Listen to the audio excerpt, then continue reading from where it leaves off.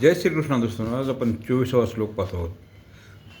अहम ही सर्व यज्ञानां भोक्ता च प्रभुरेव च न तु माम बीजानन्ति तत्त्वेनातश्यवन्ति ते.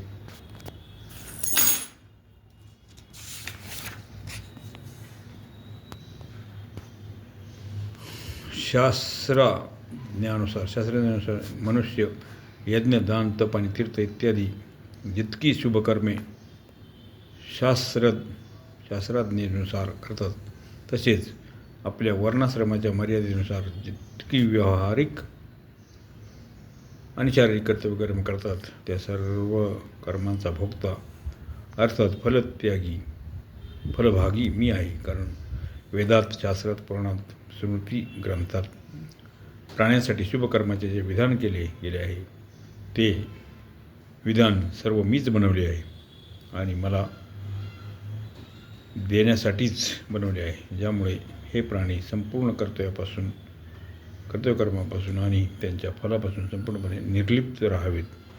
कधी आपल्या स्वरूपापासून ते च्युत होऊ नयेत आणि अनन्य भावाने केवळ माझ्याच भक्तिमार्गात लागून राहावेत.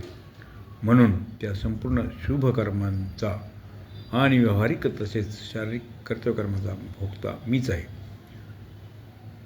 जसे संपूर्ण यज्ञाचा भोक्ता फलभागी मीच आहे, तसेच संपूर्ण संसाराचा अर्थात संपूर्ण लोक, पदार्थ, व्यक्ती, घटना, परिस्थिती, क्रिया आणि प्राण्यांचे शरीर, मन, बुद्धी, इंद्रिये इत्यादीचा मालकही मीच आहे. कारण आपल्या प्रसन्नतेसाठीच मी आपल्यातूनच या संपूर्ण सृष्टीची रचना केली आहे. म्हणून या सर्वांची रचना करणारा असल्याने यांचा मालक मीच आहे.